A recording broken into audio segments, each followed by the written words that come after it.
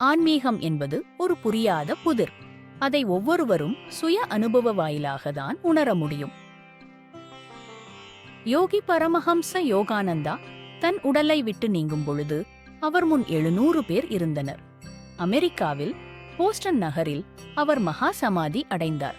தான் உடலை விடும் முன்பே நான் உடலை விடப் போகிறேன் என்று அவர் அறிவித்திருந்ததால் விஞ்ஞானிகள், மருத்துவர்கள் என பலரும் அங்கே வந்து அமர்ந்து இருந்தனர். வந்தவர்களுடன் சிறிது நேரம் பேசியிருந்துவிட்டு, இப்போது என் உடலை நான் விடப்போகிறேன் என்று சொல்லி பத்மாசனத்தில் அமர்ந்து தன் உடலை நீத்தார். மருத்துவர்கள் எத்தனை சோதனை செய்தாலும் அவர்களுக்கு புலப்படாத ஒரு விஷயம் இது. ஏனெனில் மருத்துவ அறிவியலை பொறுத்தவரை உடலில் ஏதேனும் சிதைவு ஏற்பட்டு உடல் இயங்க முடியாத நிலையில் மட்டுமே உயிர் பிரியும் என்று நம்பப்படுகிறது. இதயமோ நுரையீரலோ வேறு ஏதோ ஒன்று கெட்டுப்போனால் உயிர் நீங்கும் என்பது அவர்களது நம்பிக்கை. நன்றாக ஆரோக்கியமாக இருக்கும் ஒருவர் இப்போது நான் போகப் போகிறேன் என்று சொல்லிவிட்டு தன் உடல் நீப்பதை அவர்கள் எங்கும் பார்த்திருக்கவில்லை.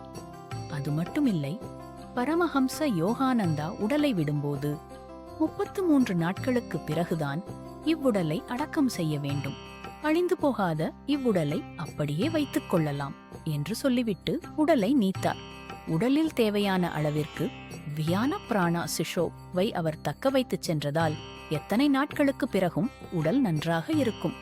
இதைச் செய்வதற்கு அவருக்கு எவ்வித அவசியமும் இல்லை. ஆனால் அவர் உயிரோடு இருக்கும்போது காரண அறிவை மட்டுமே பயன்படுத்தும் விஞ்ஞானிகள் போன்ற மனிதர்கள் பலர் அவருக்கு அதிகளவில் தொல்லைகள் தந்தனர். அதனால் போகும்போது அவர்களுக்கு கொஞ்சம் விளையாட்டு காட்டிவிட்டு செல்லலாம் என்று அவர் முடிவு செய்தார். காரண அறிவை மட்டுமே பயன்படுத்தி அவரை பற்றி இல்லாததையெல்லாம் பேசிய விஞ்ஞானிகளுக்கு புரிய வைத்து போகலாம் என்றெண்ணி உடலை விட்டு போனார் அவர். அவர் உடல் USA லாஸ் ஏஞ்சல்ஸில் இன்றும் அழிவில்லாமல் அப்படியே இருக்கிறது. இவரது குரு ஸ்ரீ யுக்தேஸ்வர கிரியும் இவரைப் போலவே தன் உடலை துறக்கப் போவதை முன்கூட்டியே அறிவித்தார். மேலும் அவர் உடலை துறந்த மறுநாளே பரமஹம்ச யோகானந்தருக்கு தன் உடலோடு காட்சி கொடுத்தார். ஒவ்வொரு யோகியும் தன் உடம்பை கைவிடும் நிலை தனித்துவமானது. மகா சமாதி என்றழைக்கப்படும். தன் உடலை ஒரு சட்டையை கழற்றுவது போல நீக்கிவிட்டு சென்று விடுவர். அது மரணமல்ல, சாகாநிலை, மரணமில்லா பெருவாழ்வு. அவர்கள் காரியப்படுவதற்கு இந்த உடல் தேவையில்லை, அவ்வளவுதான். கபீர்தாசர் மறைந்த இடத்தில வெறும் ரோஜா பூக்களே இருந்தன.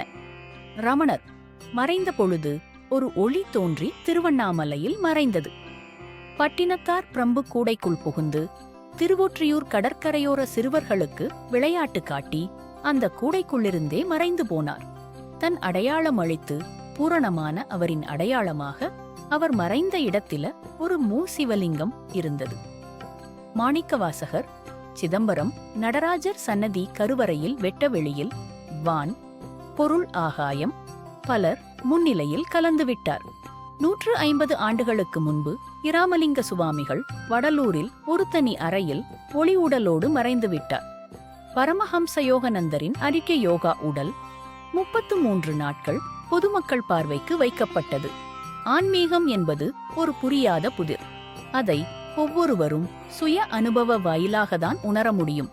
இதுபோல பல சுவாரஸ்யமான ஆன்மீக தகவலுக்கு சித்தர் தரிசனம் சேனலை சப்ஸ்கிரைப் செய்து பெல் ஐகானை கிளிக் செய்யவும்.